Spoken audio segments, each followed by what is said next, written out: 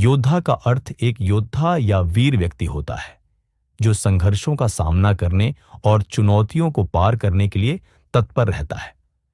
यह केवल युद्ध के मैदान तक सीमित नहीं है, बल्कि जीवन के हर क्षेत्र में संघर्ष करने वाले व्यक्ति को भी योद्धा कहा जा सकता है। अगर आप किसी लक्ष्य के लिए मेहनत कर रहे हैं, कठिनाइयों से लड़ रहे हैं और अपने सपनों को पूरा करने के लिए प्रयासरत हैं, तो आप भी एक योद्धा हैं। यह योद्धा पॉडकास्ट में आपका स्वागत है, जहां हम सफलता, संघर्ष और प्रेरणा की कहानियां आपके साथ साझा करते हैं। हर एपिसोड में हम लाते हैं अनुभवी विशेषज्ञों, उद्यमियों और प्रेरक व्यक्तित्वों की बातें, जो आपको जीवन में आगे बढ़ने की दिशा दिखाएंगी। तो तैयार हो जाइए सीखने, समझने और खुद को नए आयामों तक पहुंचाने के लिए। योद्धा पॉडकास्ट, आपकी सफलता की यात्रा का साथी। नमस्कार, मैं फैसल खान हाजिर हूं आपके साथ आज के नए एपिसोड में योद्धा पॉडकास्ट के। और आज जो योद्धा हमारे साथ शामिल हैं, उनका परिचय देने से पहले मैं इतना बताऊं कि वो एक आर्मी मैन के बेटे हैं। उनकी थे एयरफोर्स में थे। वो डॉक्टर हैं। 4 बार उन्होंने आईएएस का इंटरव्यू फेस किया है। सरकारी नौकरी करी, कॉरपोरेट में नौकरी करी, इंडिया के एक बहुत बड़े कॉरपोरेट में, और पिछले 15 साल से सक्सेसफुली अपना बिजनेस चला रहे हैं। और ये उस जगह के रहने वाले हैं जहां से हर घर का बच्चा फौज में जाना चाहता है, आर्मी में जाना चाहता है। राजस्थान के सीकर जिले के रहने वाले हैं ये। इनका नाम है डॉक्टर मुकेश रनवान। तो आइए मिलते हैं डॉक्टर मुकेश रनवान से। ओके, तो नमस्कार। मेरे साथ डॉक्टर मुकेश जुड़ गए हैं।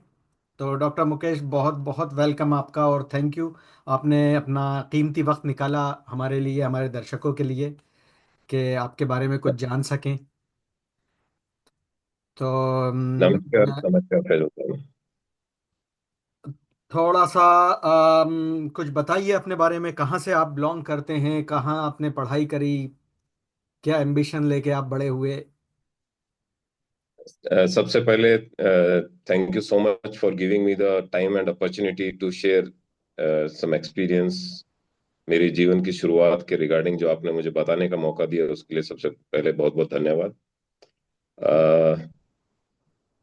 मेरा नेटिव प्लेस सीकर है, डिस्ट्रिक्ट राजस्थान, इंडिया में। और मेरे फादर जो पिताजी हैं, वो पहले एयरफोर्स में एक एयरमैन की जॉब किया करते थे। और मेरा जन्म आगरा में हुआ था, जहाँ वो एयरफोर्स स्टेशन आगरा पोस्टेड थे सब। Then my further schooling started in air force school Shillong, जहाँ पे मैंने सबसे पहले स्कूल में दाखिला लिया।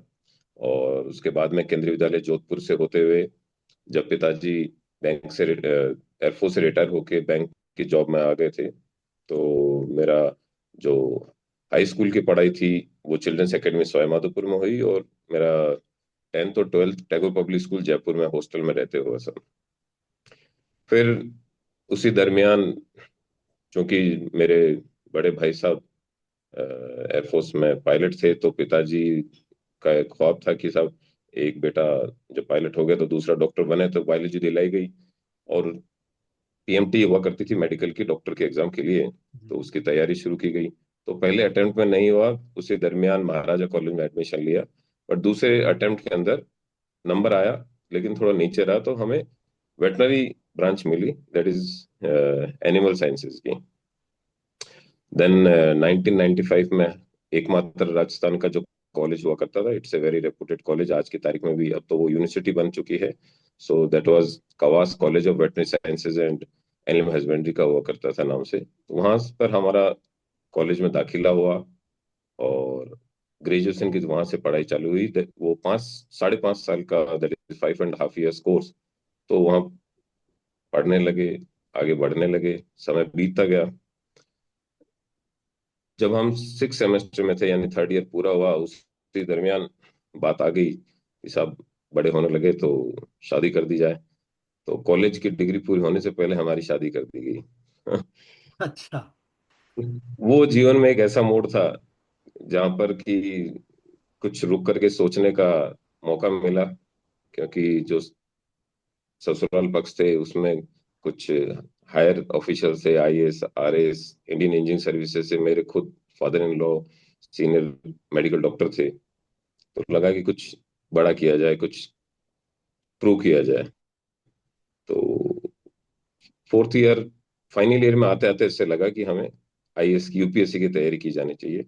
क्योंकि कॉलेज में ना ऐसा कोई माहौल था, ना कोई ऐसा किसी आदमी ने ऐसे तैयारी की थी। तो अपना सिलेबस लेके धीरे धीरे धीरे धीरे I started preparing in 2000, year 2000 इन अगस्त। और मेरा फर्स्ट अटेम्प्ट था, दैट वाज इन 2001 की मई में था। और उसी दरमियान मेरा फाइनल ईयर के भी एक्सटर्नल एग्जाम्स चल रहे थे। तो जयपुर सेंटर हुआ करता था। मेरा एक्सटर्नल का एग्जाम खत्म हुआ फ्राइडे को, सैटरडे को जयपुर आकर के संडे को पेपर दे के रात को वापस गए। और वापस अपना पूरा डिग्री का एग्जाम दे करके अपने रूटीन में लग गए। भूल गए कि ऐसा भी कुछ हम एग्जाम दे के आए। वो तो 1.5 महीने बाद जब किसी ने बताया कि भाई प्रीलिम्स का रिजल्ट आ गया, तो देखा तो प्रीलिम्स पास हो गई। तो बड़ा अच्छा लगा कि हम मेडिकल नहीं पास कर पाए एक अटेम्प्ट में, यहाँ यूपीएससी का प्रीलिम्स पास कर लिया। जब पास हो गई तो उस समय हमारी इंटर्नशिप चल रही थी। जी। तो उस दरमियान इंटर्नशिप भी करते गए और मेंस की तैयारी करने लगे। कभी पहले सोचा नहीं था कि हम पास होंगे और मेंस की तैयारी भी करेंगे। तो 2-2.5 महीने का गैप ही मिलता है। तो इंटर्नशिप के साथ साथ मेंस की तैयारी करने लगे। और देन अगेन उस समय 1 महीने, 1 सवा महीना चलता चलता था एग्जाम का ड्यूरेशन जो मेंस का होता था। टोटल 7 पेपर्स होते थे, 2 ऑप्शन सब्जेक्ट होते थे, जीएस वगैरह। तो मेंस दिया। और मेंस दे करके अपना रूटीन में लग गए। बाई एंड ऑफ दिसंबर 2001 में इंटर्नशिप हमारी कंप्लीट हो गई। और फिर जॉब थी नहीं, गवर्नमेंट की वैकेंसी निकली नहीं थी। तो लगा कि कुछ किया जाए। तो यहाँ पर पास में एक स्कूल हुआ करता था, कैंडलविक स्कूल के नाम से। वहां पर हमने पढ़ाने का, बायोलॉजी पढ़ाने का जॉब पकड़ा। उस समय मार्च में बोर्ड के एग्जाम थे, जनवरी में हमें नौकरी दी गई। अगर हमें गलत याद नहीं है तो तकरीबन 800 रुपये महीने के ऊपर। एक आगे, ठीक है साहब, आप एक पीरियड बायोलॉजी का हमारे 12th के स्टूडेंट्स का ले लिया करेंगे, हम 800 रुपये देंगे। वो भी अपने आप में खुशी का पल था कि ठीक है, एटलीस्ट जीवन में पहली बार हम कुछ अर्न कर रहे हैं। इट डजेंट राइट, मैटर कि what I am earning. Right. हाँ सर। फिर by end of March result आ गया।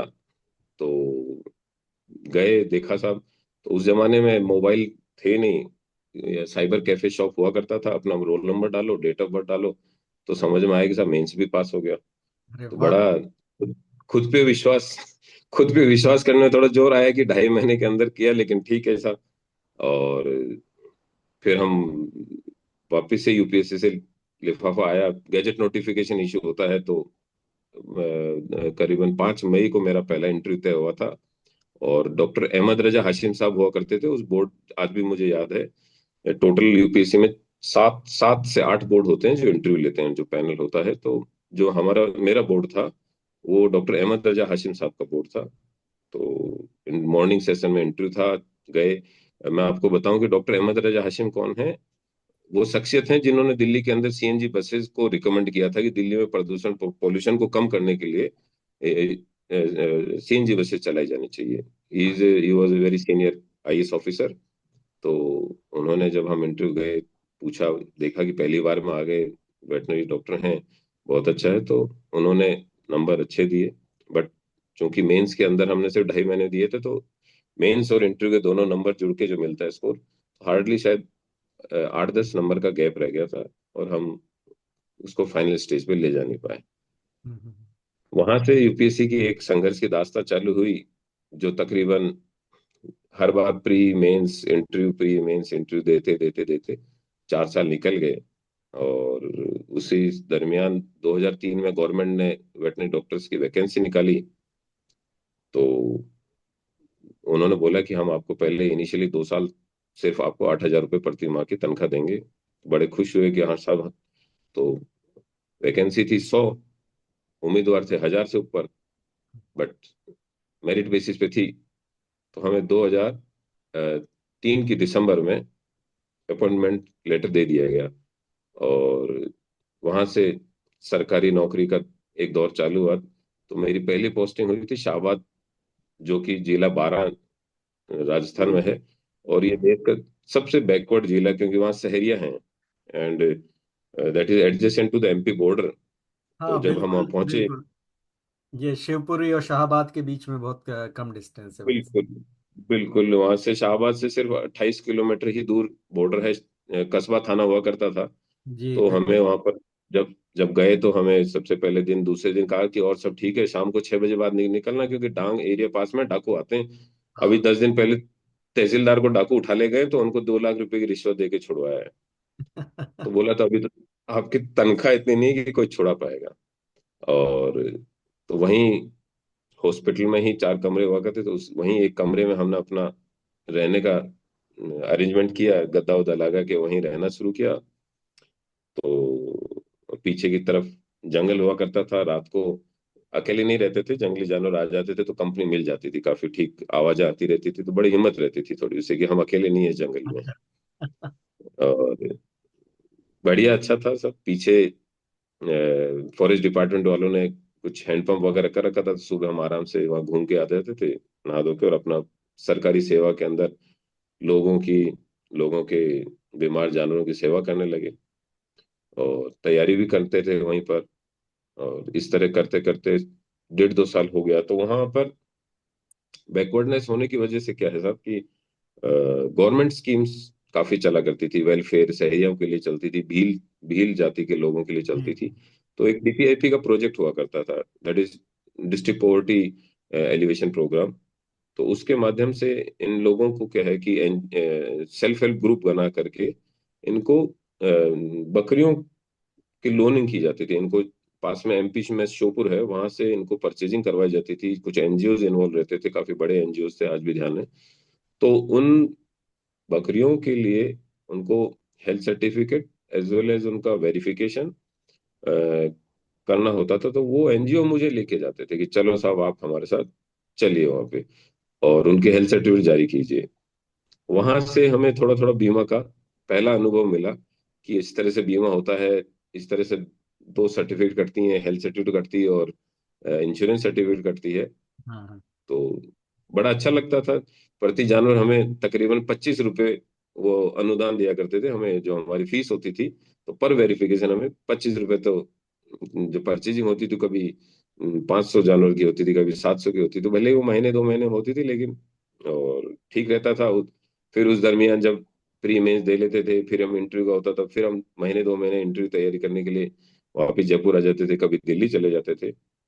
तो ये साइकिल जीवन में चल रहा था। तो 2006 में जब हमारा लास्ट अटेम्प्ट था, तो मैं जयपुर आ गया, जयपुर से दिल्ली चला गया था, क्योंकि 5-6 साल की मेहनत थी।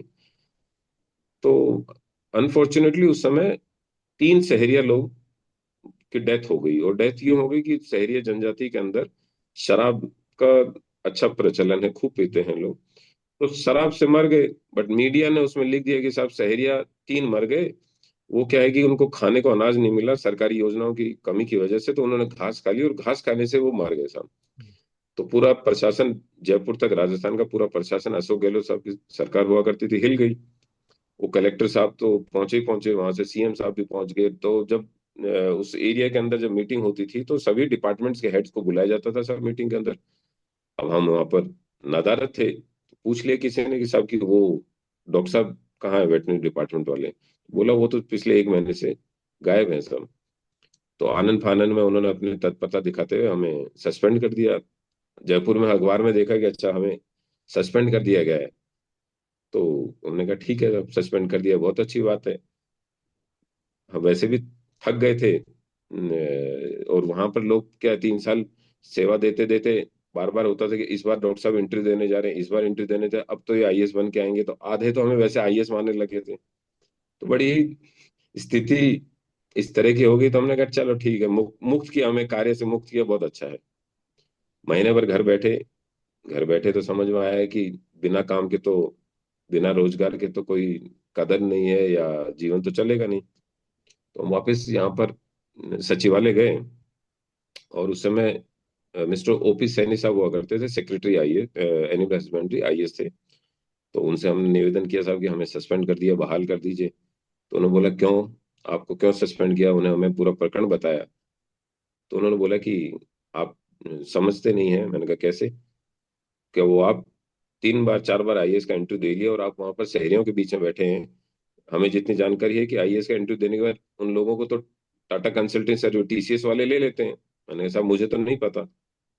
वो मेरे जीवन का एक ऐसा पल और मोड़ था जहां पर कि हम कहेंगे कि आपके भाग्य, आपकी मेहनत, और जब कोई ऊपर वाला देना चाहता है तो कैसे आपके जीवन की दिशा को मोड़ता है। तो उन्होंने बोला कि ऐसा है कि अभी हमारे यहाँ पर भारत सरकार की एक स्कीम आई है, आरएलडीबी की है, Rajasthan live stock development board, जिसमें कि जितने भी ये डेयरी एनिमल्स हैं इनका बीमा किया जाना का प्रावधान है। और एक बीमा कंपनी है आईसीआईसी लोम्बार्ड नाम की। तो हमको तो लगा, पता नहीं, नाम से ही ऐसे लगा कितनी भारी भरकम, आईसीआईसी बैंक सुना था, आईसीआईसी लोम्बार्ड सुना भी नहीं था। तो मैंने कहा हाँ जी साहब। तो बोला ये कार्ड लीजिए, वो कंपनी वाले एक डॉक्टर को ढूंढ रहे हैं जिसको सरकारी ज्ञान हो थोड़ा। मैंने कहा बिल्कुल साहब। हम वहां से निकले, घर आए, मोबाइल था नहीं उस जमाने में। घर आए, घर आकर के लैंडलाइन नंबर से मिलाया, तो जिनको हमने मिलाया वो बाद में हमारे सीनियर हुआ करते थे, उनका नाम था हिमांशु रॉय। तो हमने उनसे पूछा कि साहब कि हम डिपार्टमेंट गए थे, उन्होंने हमें आपका कार्ड दिया है, आप ऐसा कुछ किसी डॉक्टर को ढूंढ रहे हैं, हम आपकी सेवा के लिए उपलब्ध हैं। तो उन्होंने बोला ठीक है, कल मिलते हैं। तो जो हमारे नेशनल हेड हुआ करते थे, श्री संजय पांडे जी, बहुत ही आदरणीय, बहुत ही सीजन्ड सीनियर हुआ करते थे। तो वो आए, अगले दिन उन्होंने इंटरव्यू लिया, उन्होंने पूछा क्या किया क्या नहीं किया। तो जो शाहबाद में उन शहरियों का भला करते करते जो थोड़ा बहुत बीमा का ज्ञान आया, वो ज्ञान वहां पर हमने दिखा दिया। दिखा दिया तो बीमा कंपनी ने कहा कि ठीक है साहब, आप परसों से काम पर आ जाइए। वहां से बीमे का सफर स्टार्ट हुआ सर। वहां से गैर सरकारी, या कहिए कि प्राइवेट कंपनी, कॉर्पोरेट यहाँ वर्ल्ड का भी। यहाँ यहाँ मैं थोड़ा इंटरप्ट करूंगा डॉक्टर साहब। एक जो आपका पूरा एक स्टूडेंट लाइफ से और प्रोफेशनल लाइफ में आने का, और ये कहीं भी ठहराव नहीं आया, आपने आप कुछ ना कुछ मतलब जिज्ञासु बने रहे, कुछ अचीव मतलब जो आप अचीव करना चाह रहे थे वो आपने अचीवमेंट के लिए उसको कोशिशों में लगातार रहे। तो ये बताइए सबसे, क्योंकि ये बड़ा एक इम्पॉर्टेंट फैक्टर होता है जो आज के लोगों में कम पाया जाता है, स्पेशली युवाओं में, कि ये जो कंसिस्टेंसी है किसी चीज को पाने के लिए, ये जो एक जद्दोजहद करते हैं हम, जुनून होता है, ये आप में कहाँ से आया या कैसे इसको डेवलप कर सकते हैं? बिल्कुल ठीक फरमाया साहब आपने। संघर्ष, जब भी आदमी संघर्ष करता है तो एक उम्मीद में करता है कि मैं ये मेहनत करता हूँ तो मुझे ये सफलता मिलेगी। मुझे मेरे जीवन में ऐसा आज भी ये प्रतीत होता है कि कम से कम 100 दरवाजे जब खटखटाए तब 4 दरवाजे खुले। वो एक अलग बात है कि चारों दरवाजे में एक जगह भगवान मिला, एक जगह खुदा मिला, एक जगह कृष्ण ईसा मसीह मिला। तो जी। उन्होंने जो जो 4 दरवाजे खोले, उन्होंने बाकी के 94 बंद दरवाजों और 96 बंद दरवाजों का हिसाब बराबर कर दिया। अदरवाइज क्या है सर कि जब मेडिकल की तैयारी करी थी तो पहली बार दिया तो विफलता मिली। फिर हमको हमारे घर वालों ने हौसला अफजाई करी कि नहीं नहीं, हिम्मत नहीं हारते, फिर से आप तैयारी करो। क्योंकि हर बार जीत और हार का फासला इतना छोटा होता था कि लगता था कि शायद इतनी मेहनत करूंगा तो मैं पार कर जाऊंगा। दूसरी बार जब भी हम अगली बार मेहनत ज्यादा करते थे, फासला उतना ही रहता था, लेवल ऊपर बढ़ जाता था। पहली बार जब हमने पीएमटी दी थी, जब ये बात कर रहा हूँ मैं 93 की, तब कट ऑफ गई थी 68, हमारे बने 67.5। दूसरी बार जब दी, कट ऑफ गई 76, हमारे बने 75.5।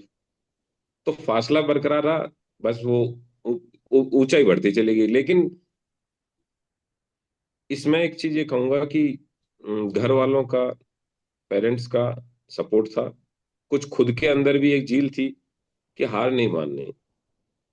लाइफ है, जीवन है, कुछ तो करना है, बैठना तो है नहीं सब। जब कुछ करना है तो इसी को क्यों ना बेहतर से बेहतर करने की कोशिश की जाए। तो पहले, पहली जो अज्ञानतावश कह लीजिए चाहे परिस्थितिवश कह लीजिए, तो पहली जो 2 हार पीएम मेडिकल में मिली, और फिर जो वेटनरी में गए, क्योंकि आदमी जब तैयारी करता है तो हमेशा वो एक ख्वाब लेके करता है कि मुझे मेडिकल डॉक्टर ही बनना है, वेटनरी डॉक्टर नहीं बनना। हमारे बिल्कुल। समाज में, हिंदू के एटीट्यूड में, लोगों में ऐसा ऐसा सोचना है। वेस्टर्न नेशंस में अंदर सोचना अलग है, बिकॉज वहां पर वेटरनरी के प्रोफेशन को एक अलग नजरिए से देखा जाता है। लेकिन उस पल में ये लगा कि जो मिला है उसको अच्छे से किया जाए। जब हमें वेटनरी में हुआ है तो हम इसको अच्छे से करते हैं और अच्छे से इसको पढ़ते हैं। और वो जो पढ़ाई की थी, क्योंकि मेरा एक ऑप्शनल यूपीएससी की तैयारी में वेटनरी का ही था। तो जो आपका सवाल है कि अगर नजरिया ये रहता है कि मेहनत करो, फल अभी मिले या 2 साल बाद मिले या 5 साल बाद मिले या 10 साल बाद मिले, मिलता जरूर है सब। इस चीज बिल्कुल। का उस पल में नहीं लगता, लेकिन जब जीवन में आगे बढ़ते हैं और जब घटनाएं घटित होती हैं, जब हम शाहबाद थे और वहां पर जाके उन जानों का बीमा करते थे, तो शोपुर में बैठ के हम ये सोचा करते थे कि मैं यहाँ पर क्या सिर्फ इनका बीमा करने के लिए आए हैं क्या। लेकिन जिस दिन हम बीमा कंपनी में गए तब लगा कि उस दिन का ज्ञान आज हमें क्या काम आ रहा है सब। बिल्कुल। मुझे याद है जब 2006 में आपने ज्वाइन किया था, जी आईसीआईसीआई लोम्बार्ड, तो हम लोग एक ही ऑफिस में काम करा करते थे, और मेरी आपसे शायद पहले दिन से इंटरेक्शन हो रहा, और आज तक मतलब ऊपर वाले की करम है कि हम दोनों का बीच में एक इंटरेक्शन रहा, चाहे 6 महीने बाद बात हो, लेकिन होती है। अब जी आपकी जर्नी आ गई, आपने सबसे पहले पढ़ाई करी। उससे पहले आप एक बड़े अच्छे परिवार से, एजुकेटेड परिवार से, जो कि सर्विसेज के परिवार से थे। फिर आपने अपनी पढ़ाई करी, फिर आपने अपने अपनी पढ़ाई मुकम्मल करी, जो एक एम्बिशन होता है या सपना होता है सबका, कि डॉक्टर बने, इंजीनियर बने। आप डॉक्टर बने, उसके बाद एक जो एम्बिशन होता है कि आईएएस बने। तो मैं यहाँ थोड़ा सा ऐड करना चाहूँगा, जितना मैं आपको जानता हूँ और जिस तरह से मैंने आपके साथ काम किया है, कार्यशैली देखी है, कि ये गवर्नमेंट ऑफ इंडिया का लॉस था कहीं ना कहीं, अगर आपको 4 बार में भी उन्होंने नहीं चुना। There was an error of judgement, ये मैं कह सकता हूँ। उसके बाद आप कॉरपोरेट में आए, वहां भी आपने पीछे मुड़ के नहीं देखा। मैंने बहुत करीबी से देखा है आपको काम करते हुए, कि जिस माइक्रो लेवल पे, मैक्रो लेवल पे आपने उस चीज को किया और सक्सेसफुल रहे आप अपने उसमें। क्या वजह थी कि आपने अ, इस अच्छी खासी नौकरी को छोड़ के, जहां आप इंजॉय करते थे, जहां आप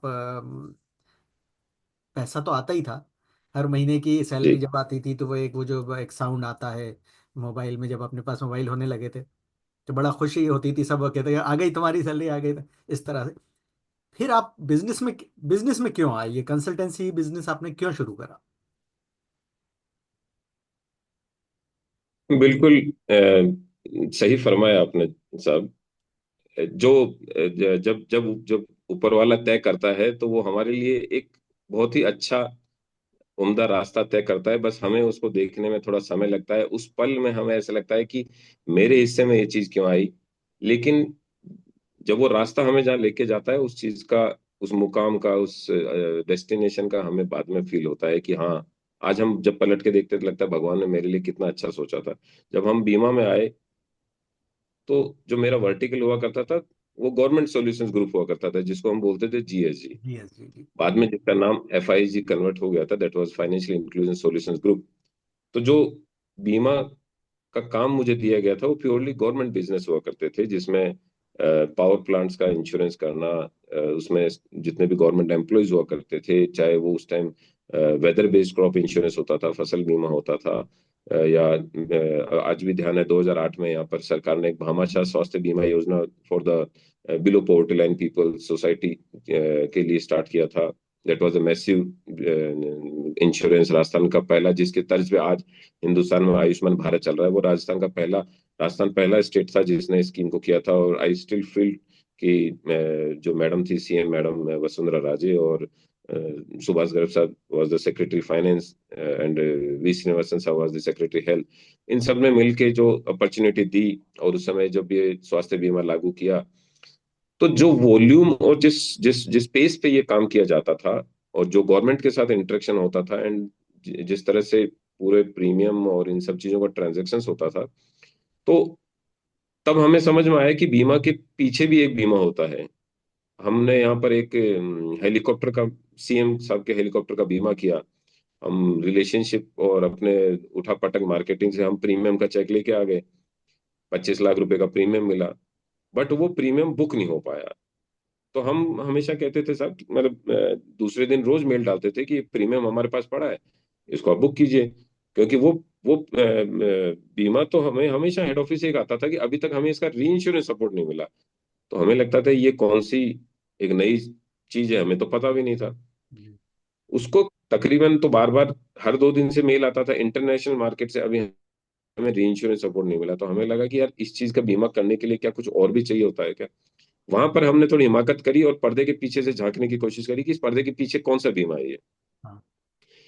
तब हमें समझ में आया कि जो रिटेल इंश्योरेंस है वो रिस्क, वो जितना भी प्रीमियम होता है वो तो इंश्योरेंस कंपनी अपना खुद कैरी करती है, लेकिन जहाँ पे बड़ा इंश्योरेंस होता है, जहाँ पे risk runs in thousands of crore और हंड्रेड्स ऑफ करोड़, वहां पर इंश्योरेंस कंपनी बस अपना फ्रंटिंग करती है और बाकी पूरा पीछे बैकअप इंश्योरेंस सपोर्ट लेती है। और वो जब थोड़ा सा ज्ञान मिला, छोटा सा, उसको लेके हम थोड़े थोड़े एक्साइटेड हुए और हाँ। मार्केट में एक्सप्लोर करने लगे कि क्या चीज होती है, कैसे होता है। आज भी मुझे ध्यान है कि अंबेडकर सर्कल पे एक Indian insurance institute triple I के नाम से एक इंस्टीट्यूट, वहां गए, वहां से इंश्योरेंस की किताबें भी ली, रजिस्ट्रेशन कराया, पढ़ा भी। तो पता चला कि एक इंटरनेशनल लेवल पे इस तरह का एक और बड़ा पैमाने पे चलता है, जितने भी एविएशन हैं, जितने भी पावर प्लांट्स हैं आज, चाहे वो एयरक्राफ्ट इंडिगो का है, एयर इंडिया का है, चाहे वो लुफ्तांसा का है, हर एरोप्लेन को कम से कम 4 से 6 10 री इंश्योरेंस ने इंश्योरेंस कर रखा है, उसके बाद इंश्योरेंस।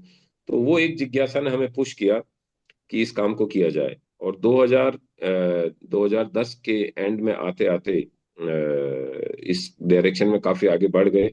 और मुझे एक मेरे साथी, एक बिजनेस पार्टनर ग्रुप में एक शख्सियत मिली जिनका नाम सचिन अग्रवाल है। वो वो वो खुद सर्वेयर थे और वो मेरी तरह ही कि कुछ नया, कुछ बड़ा, कुछ आगे बढ़ने के लिए, तो दोनों की समझ ने साझेदारी पनपाई। और हमने 2010 के बाई एंड ऑफ 2010 जो राजस्थान के जितने पावर प्लांट्स थे उनका हमने एचडीएफसी अर्गो के साथ इंश्योरेंस करते हुए उसका री इंश्योरेंस प्लेसमेंट कराया साहब। और इसी डायरेक्शन में आगे बढ़े तो एक इसका इंटरनेशनल प्लेटफॉर्म है, पूरे दुनिया में साल में 4 बार री इंश्योरेंस रेंडेवू होते हैं, जिसमें हिंदुस्तान में होटल ताज एंड में मुंबई में हुआ, वहां हम गए, अपने आप को पॉज किया।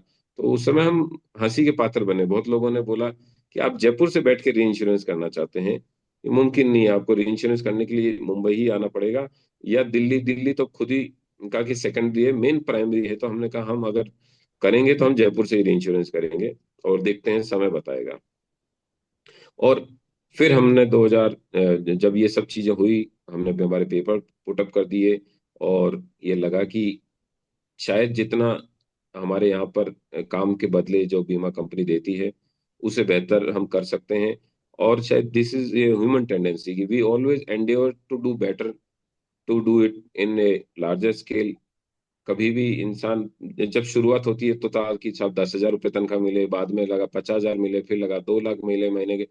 वो एक it is a continuous journey to endeavour, और शायद इसका कोई मुकाम नहीं होता। आप हर बिल्कुल हम कॉरपोरेट के रंग में मिल गए कि टारगेट्स को हर साल खुद के लिए खुद रिवाइज करते चले गए। और फिर वहां से अपना 2010 के एंड से हमने हमारी खुद का फर्म ओपन किया। वहां से हम डायरेक्ट और एज वेल एज इनडायरेक्ट दोनों बिजनेस, री इंश्योरेंस का बिजनेस स्टार्ट किया था। और वो सफर आज तक चलता जा रहा है, बट उसकी शक्ल, उसका काम करने का तरीका, वो हम समय के साथ 2 4 5 साल में बदल लेते हैं। रीजन की कंपटीशन बढ़ जाता है, आपको एक एलिमेंट ऑफ इनोवेशन अपने बिजनेस में रखना ही पड़ता है। तो बिल्कुल। ये ये चीज थी सर। आपकी पर्सनल लाइफ में क्या चेंज आए जब आपने जॉब से शिफ्ट करना चाहा इसमें, बिजनेस में?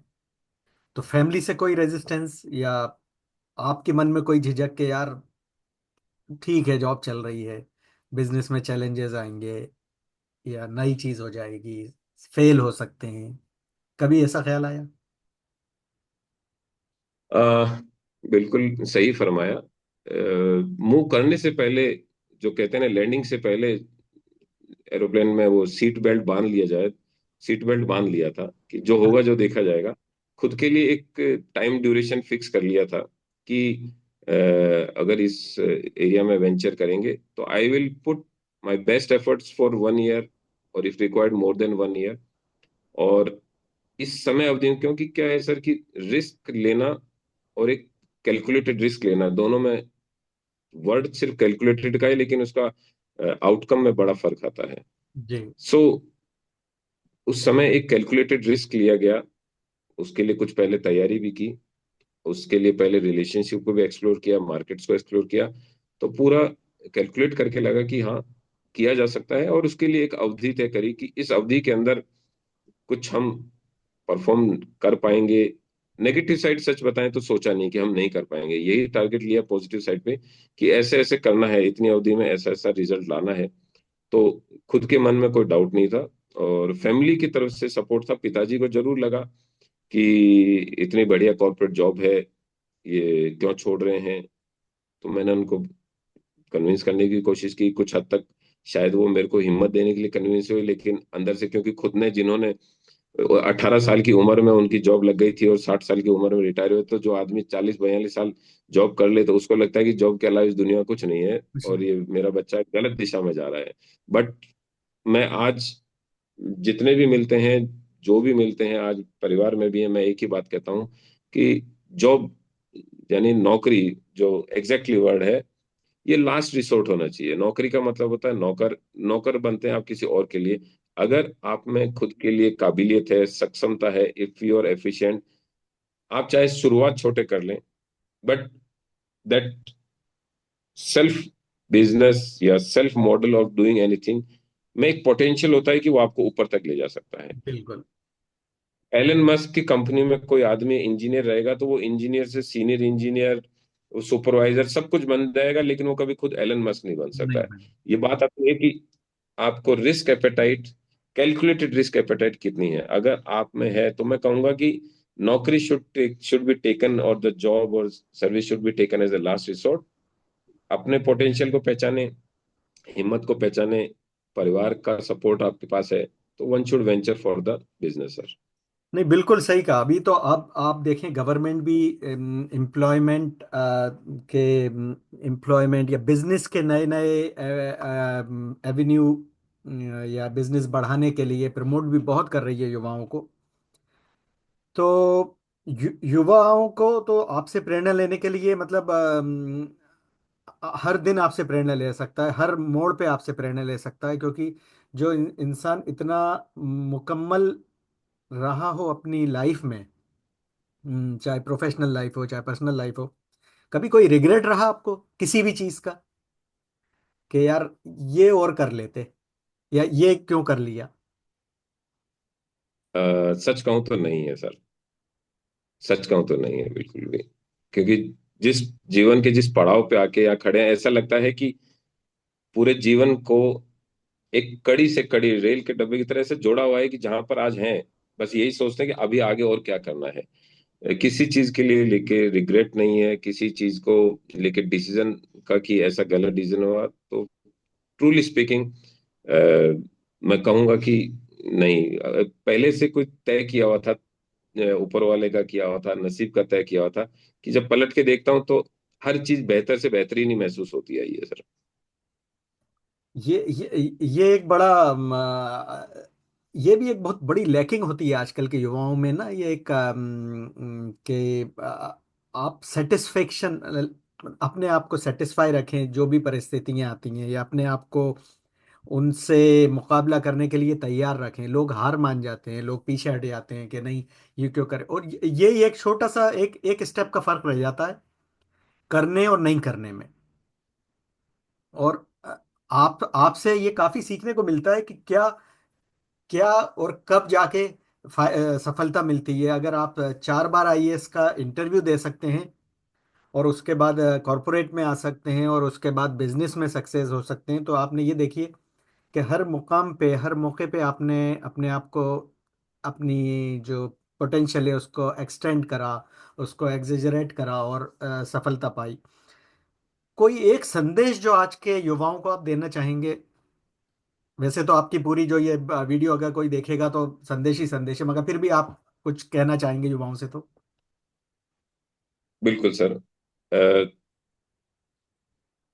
हम जब भी कोई काम करते हैं सर, तो काम को करने से पहले उसका एनालिसिस, उसके प्रोज एंड कॉन्स देखना जरूरी है, देखना चाहिए।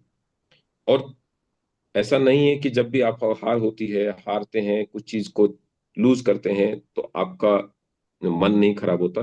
ये लाजमी है, क्योंकि अगर आपने उसमें उस काम के पीछे शिद्दत से मेहनत करी है, अपने आप को पूरी तरह से झोंका है, और उसके बावजूद भी जब आपको विफलता मिलती है तो आपका मन का खराब होना, आपका दिल टूटना, आपका दुखी होना लाजमी है।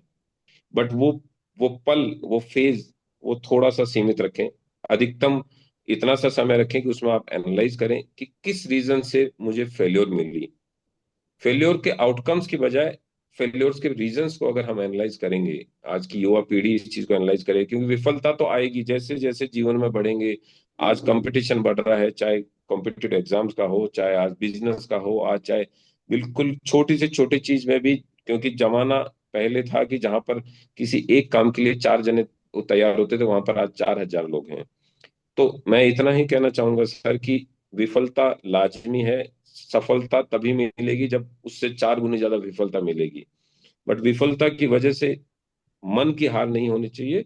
विफलता के कारणों को अगर हम एनालाइज करेंगे कि ऐसा क्या हुआ कि मैं इस चीज को जैसा मैंने सोचा उस तरीके से मैं इसको काम को नहीं कर पाया, what were the reasons behind that failure, तो शायद बेहतर रिजल्ट लाने में सक्षम होंगे। मन में हिम्मत बढ़ती कि अच्छा, अपने आप को आप कन्विंस कर पाते हैं कि दीज वर द रीजंस कि हम विफल हुए।